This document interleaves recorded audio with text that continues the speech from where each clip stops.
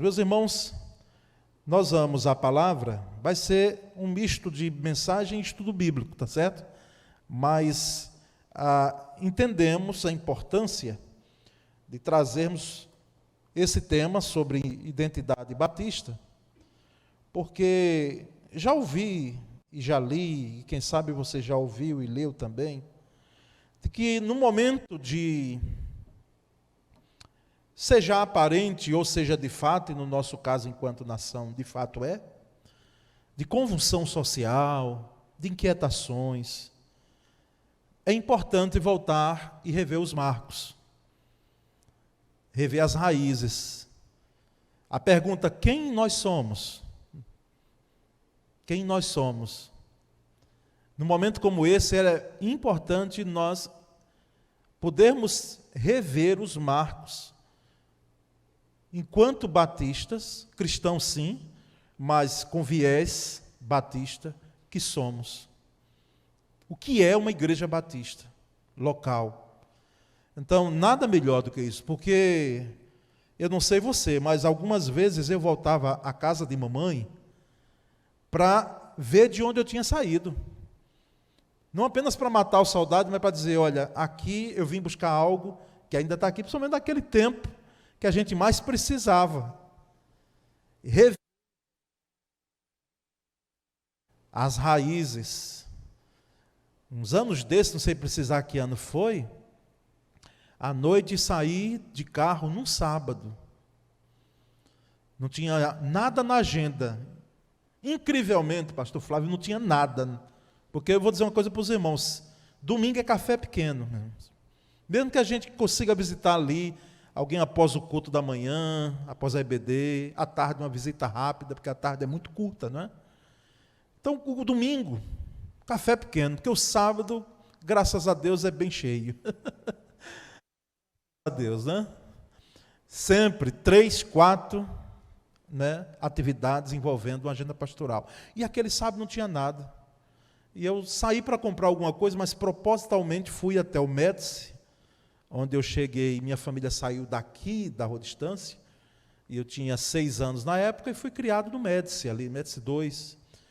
E passei, hoje se eu passar lá, não tenho mais referência, porque hoje tem uma loja lá na casa, mas nesse tempo que eu fui, ainda estava o jardim de mamãe na frente, ainda estava a casa com o aspecto da casa que me fez lembrar dos meus tempos de certa infância, né? Fase junior, adolescência nem tanto, porque eu não tive adolescência assim, foi algo bem rápido, e juventude, até ir ao seminário.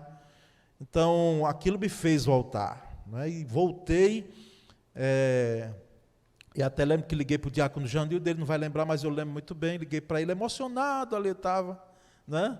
Agradecendo porque Jandildo tinha sido o meu professor de escola bíblica dominical, de adolescente, e aquilo veio aquele ímpeto de voltar, de ligar, agradecer, porque era um professor que lidou, ele foi meu professor de adolescente na época, e aí ele abria a oportunidade para a gente ensinar, olha que coisa.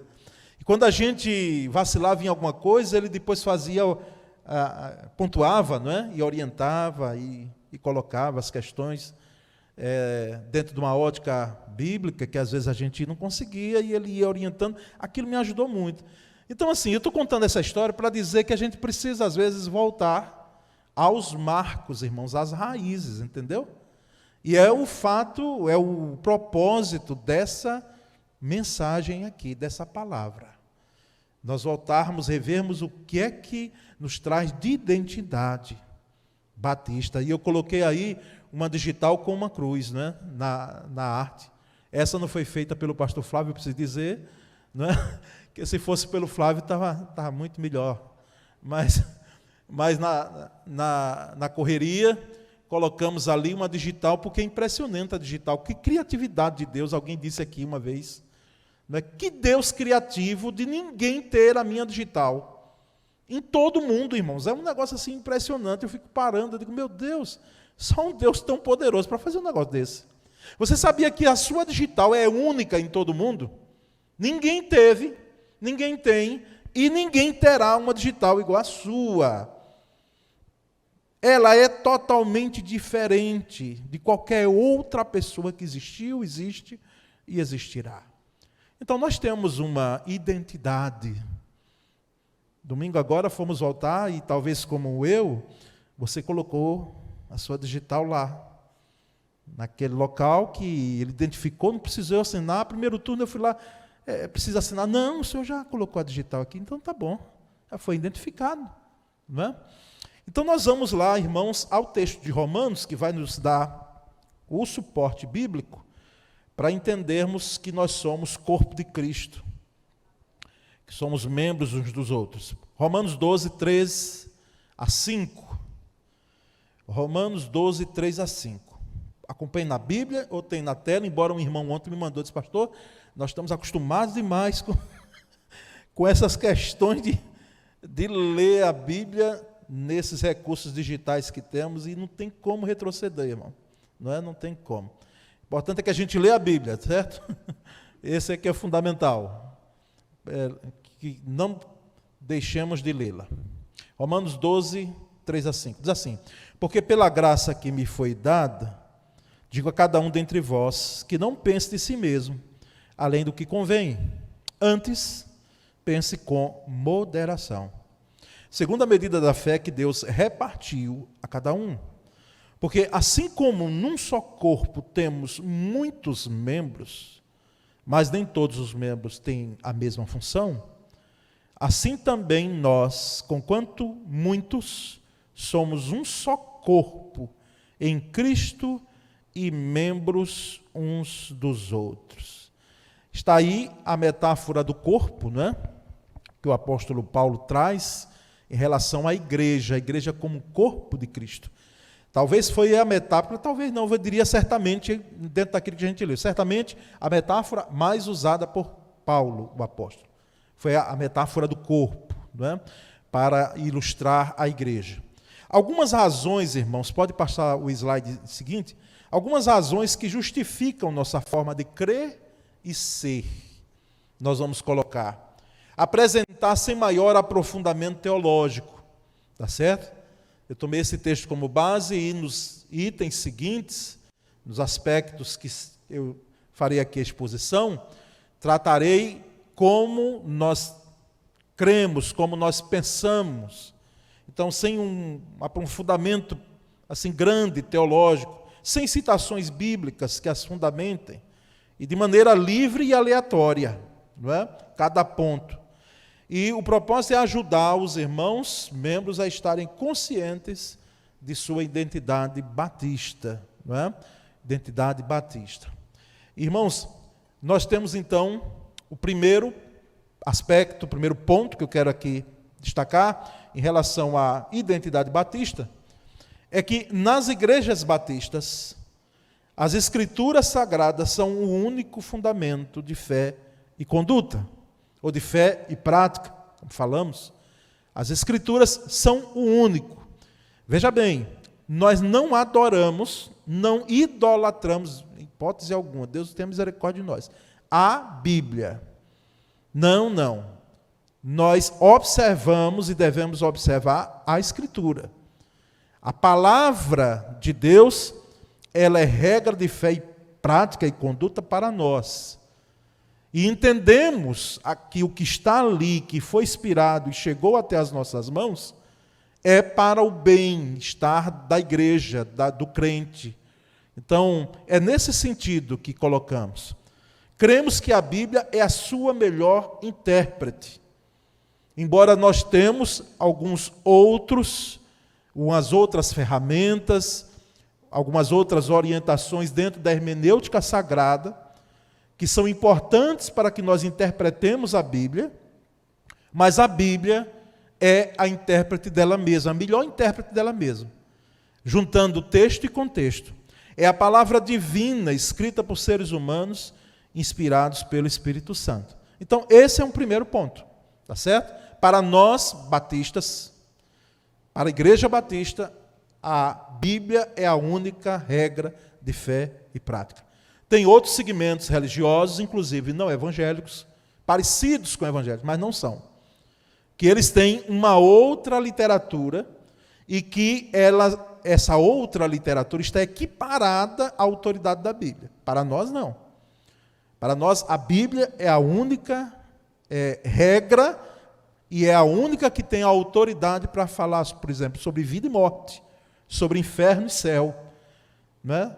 Sobre de onde o homem veio, o que está fazendo aqui e para onde irá, sobre Deus, sobre a eternidade. Para nós, nos interessa ouvir a Bíblia, e não outra pessoa, por mais devota, por mais santa que essa pessoa foi, mas o escrito das Escrituras, para nós, é o que vale. Então, esse é um primeiro ponto. A segunda questão que eu trago, o segundo princípio, vamos dizer assim, que está envolvido com a nossa identidade, é que entre nós predomina o conceito de igreja local, tá certo? Conceito de igreja local. Nossas igrejas são autônomas, mas não independentes ou autossuficientes.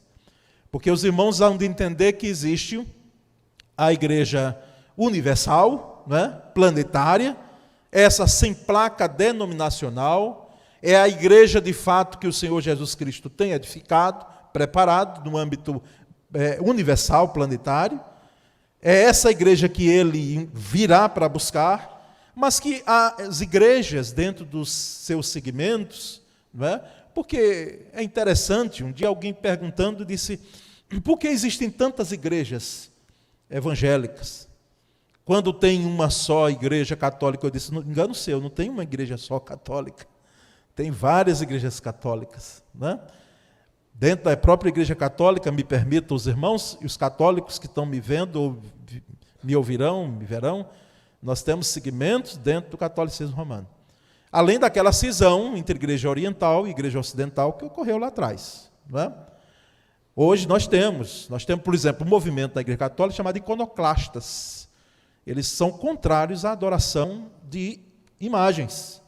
Eles são contrários à prostração de imagens, etc. E outros movimentos, segmentos, não é, que não se pronunciam porque, por motivos diversos, né?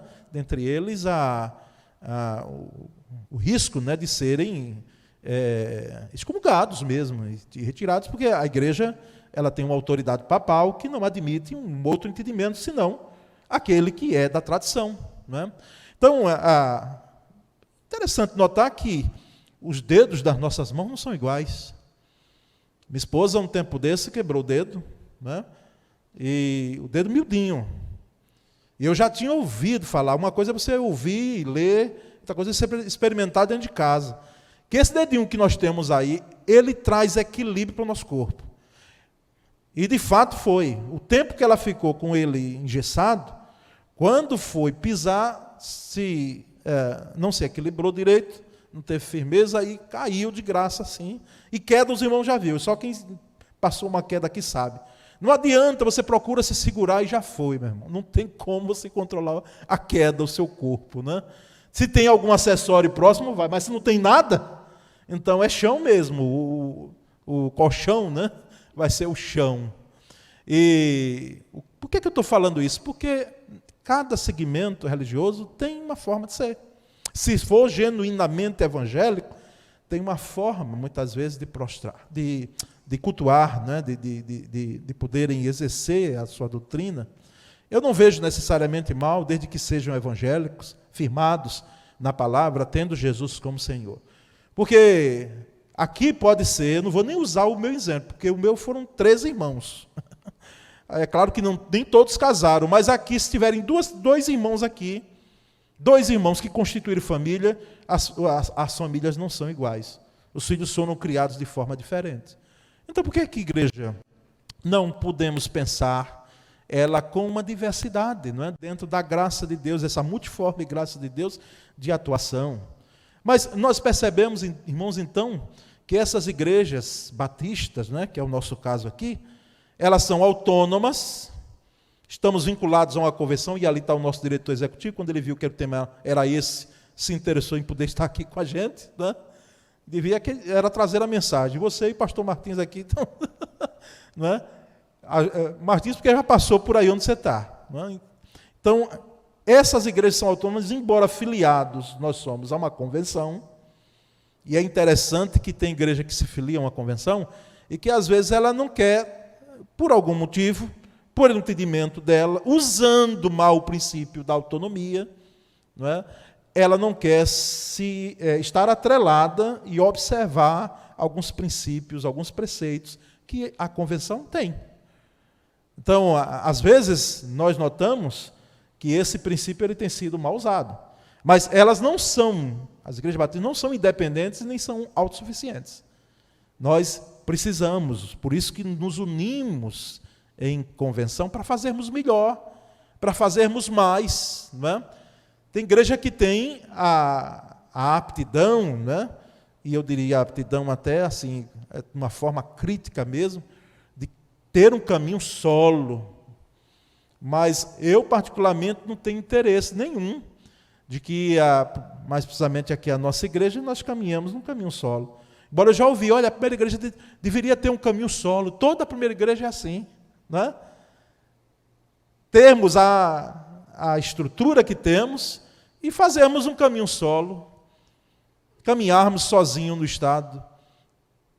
Não façamos isso jamais, irmãos. Por quê? Porque nós não somos autossuficientes, não é? Independentes na nossa forma de ação. Então, valorizamos a interdependência, a comunhão fraterna com as igrejas co-irmãs e adotamos um governo congregacional, não é? Congregacional no sentido que é a igreja quem delibera as questões muito mais importantes. Não é? Outras questões, o conselho já tem um poder deliberativo. Outras questões, os operadores de finanças é quem fazem, não vamos trazer aqui para a Assembleia, não é? Temos a condição de fazê-lo, e cada membro tem direito a voz e voto. Então, esse é um segundo princípio da identidade batista, o predomínio do conceito da igreja local. Terceiro, nossas igrejas mantêm-se separadas do Estado. Separadas do Estado. Politicamente somos apartidários, tá certo? Não há políticos. Eu vi um conceito um tempo desse aí, é que nós somos apolíticos. Inclusive uma carta vindo de lá de cima, né, da nossa denominação. E eu disse, olha, por que é que o jurídico não orientou? Porque nós não somos apolíticos, nós somos apartidários. Então, a igreja batista, e se está ocorrendo, e se ocorreu isso em alguma igreja batista, ocorreu fora desse princípio. Porque nós somos apartidários, o que não impede que os membros individualmente da igreja façam suas escolhas, tá certo? Então, elas se mantêm separadas do Estado. Certo? O Estado, é César, né? Igreja é igreja. Quando queremos, irmãos, atrelar as duas coisas, o Estado querer interferir nas ações da igreja, ou a igreja está atrelada ao Estado, mesmo que seja para aqueles bons motivos, precisamos ver o que é. É claro que uma ação de caráter social, não é? Podemos fazer atrelado ao Estado, não há problema.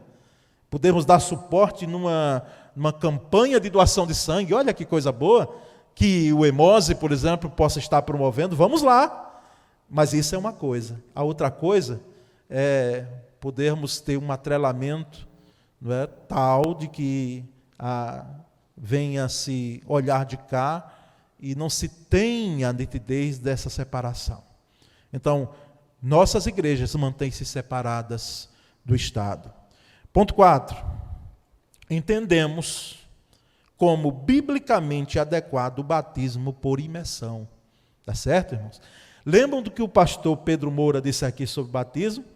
E ele entende o grego muito mais do que a gente. É versado nisso. Eu não li a biografia do Pedro Moura, pastor Flávio, aqui, porque dava umas 2 laudas daquelas do Word. Então, eu pedi a ele, disse, pastor, manda aí, manda a sua biografia e tal. E aí eu disse, mas manda tudo, manda completo. E pronto, ele mandou completo. Então, formação em grego é um PhD, não é? Que ensina ensinava lá nos Estados Unidos e com a Europa, enfim, com uma cultura, né, muito firme dentro dessa questão doutrinária, bíblica doutrinária, e ele disse que o batismo é mergulho, o sentido, né? Mergulho, a ideia de batismo. Então, para nós, imersão, sentido de imersão, sim. Sem deixar de ter como irmãos em Cristo, os irmãos acompanham aí na tela, aqueles que foram batizados de outra forma, sim, sem deixar, mas sob a égide de uma genuína fé em Jesus Cristo, ou seja, que essa igreja que batizou de outra forma, seja genuinamente uma igreja evangélica.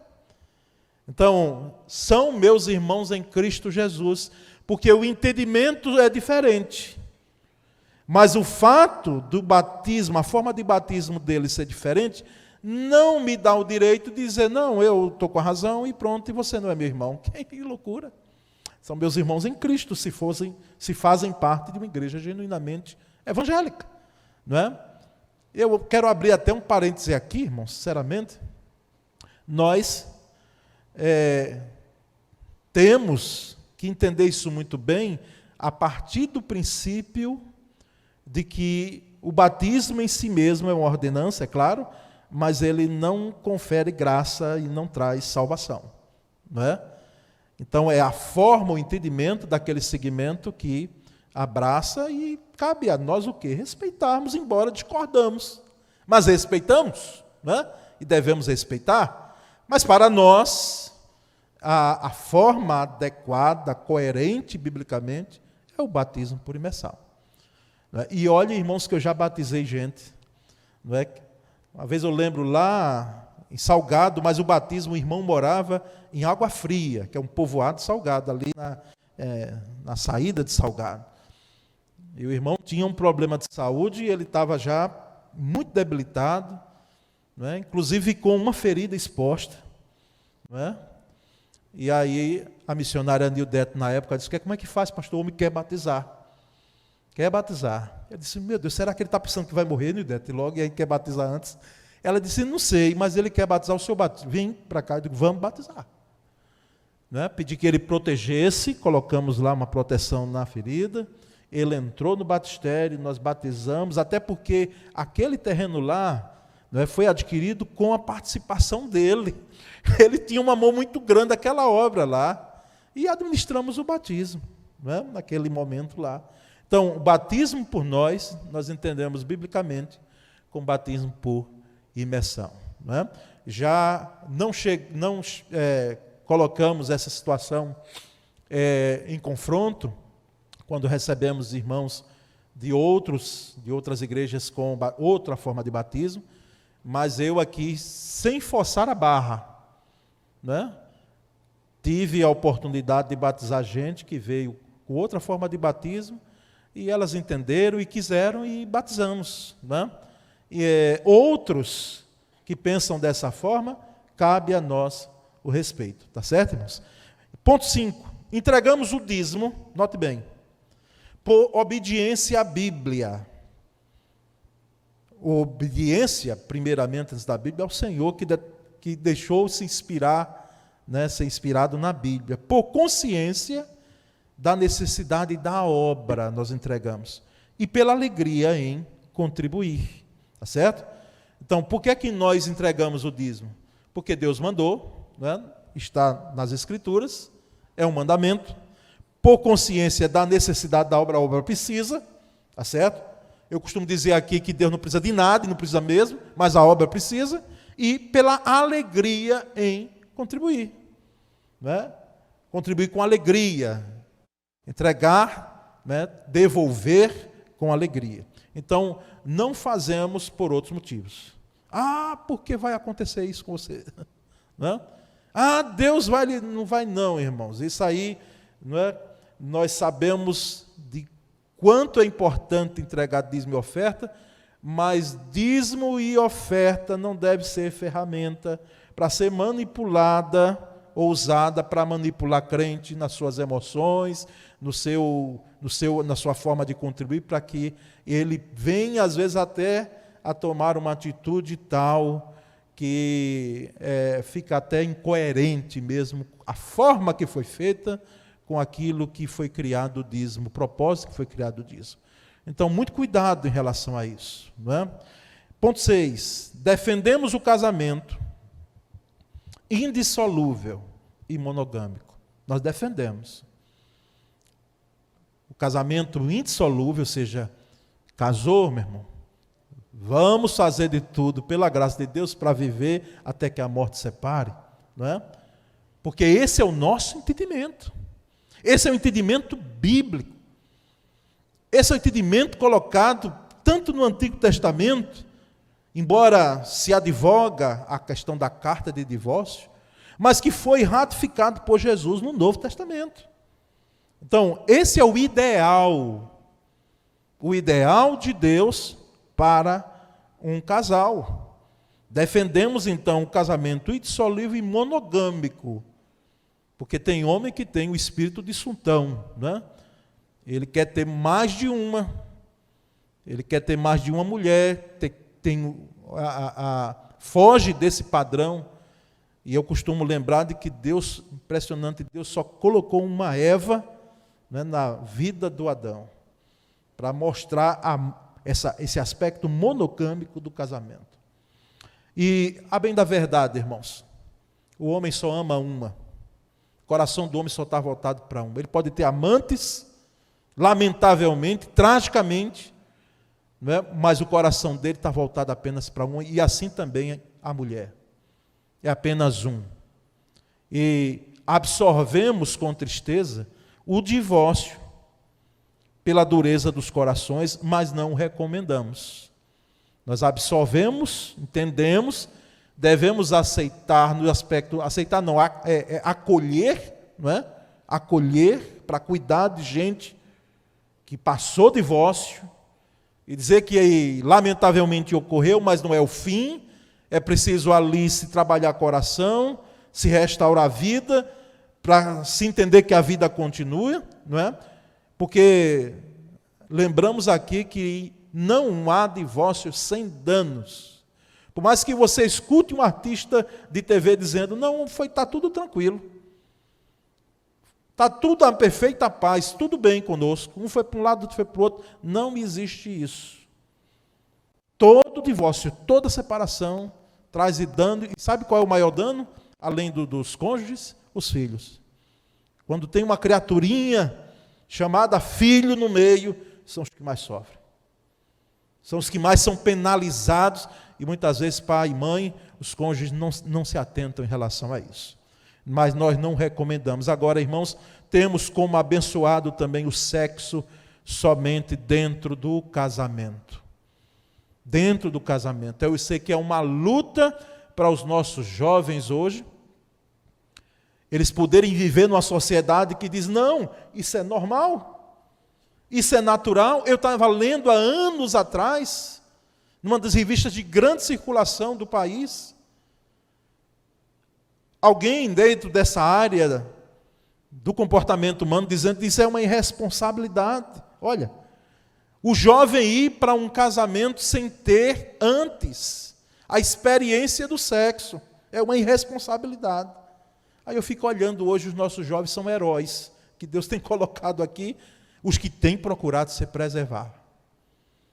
Porque a minha oração é que Deus incomode de tal forma aqueles que estão namorando ou noivos e vivendo como se casados fossem nessa área de sexo, que incomode com a palavra e que possam então aguardar o momento apropriado, porque abençoado é o sexo somente dentro do casamento.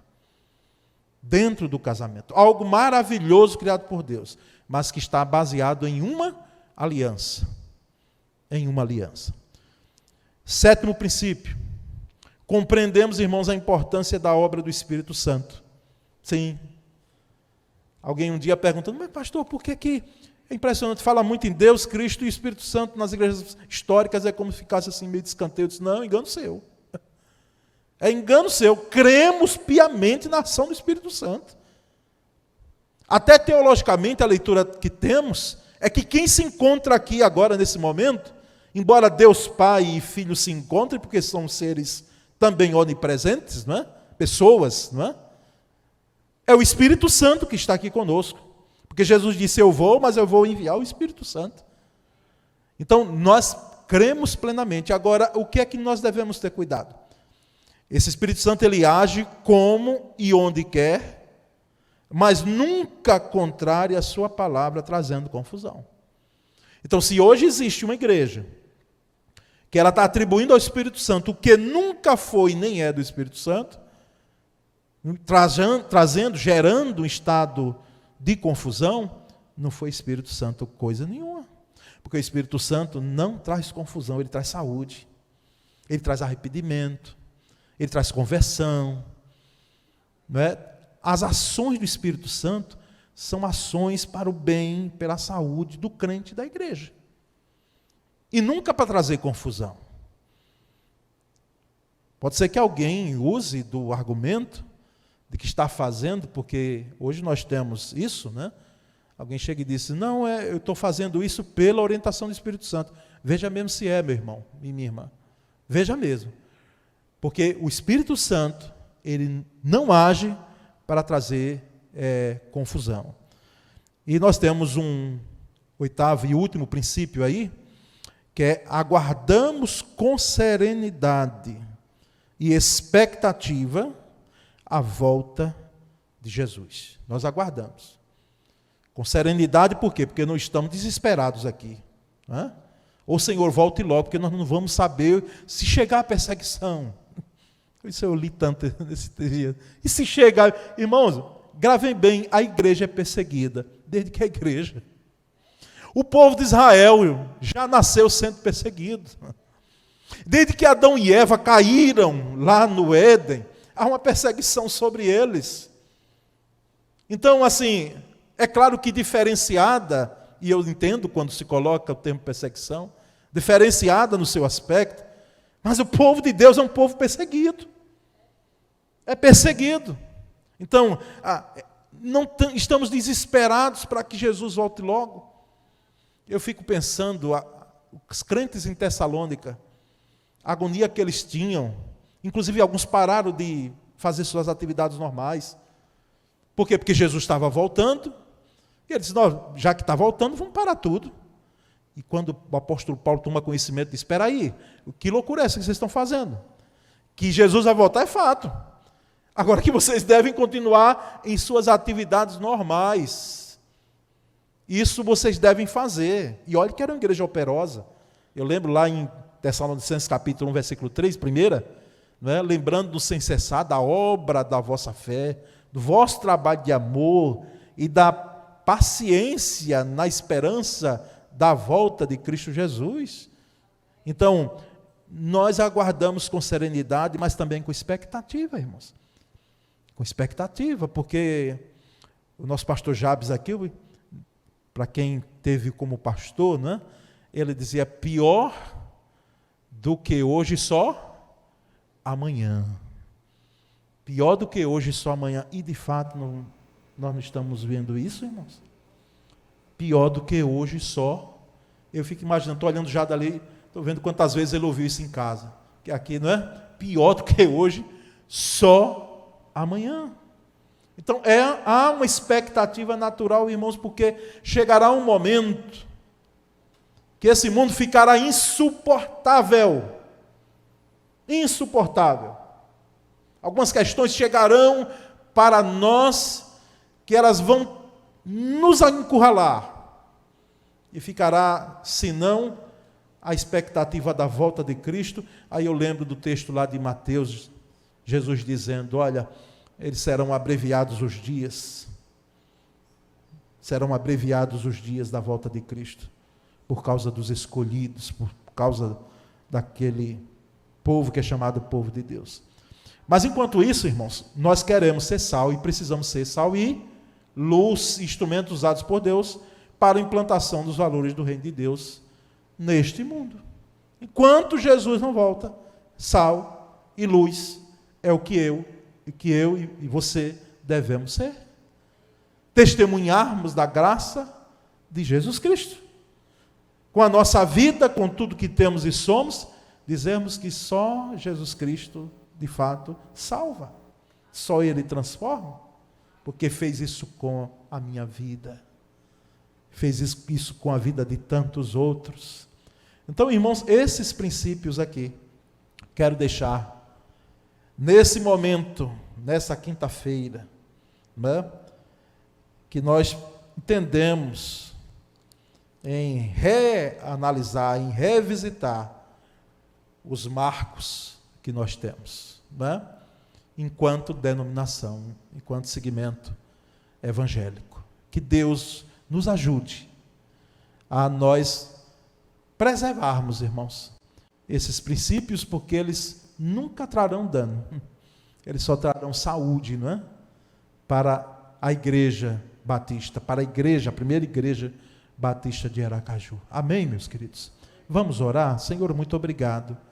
Gratos somos mesmo, porque sabemos que temos esses princípios como marcos, como raízes, cada um deles temos a fundamentação bíblica necessária, e entendemos, ó Deus, que no tempo de hoje, nós devemos revisitá-los e trazer para nós quem de fato nós somos, a nossa identidade. Ó Deus bendito, num tempo onde as pessoas buscam referências, dá-nos a graça, Senhor, de nos atermos à Tua palavra e aos princípios dela, e que estes princípios perpassam pelos princípios da palavra, no fato de sermos igreja. Essa é a nossa oração e nós fazemos em nome de Jesus Cristo. Amém. Graças a Deus.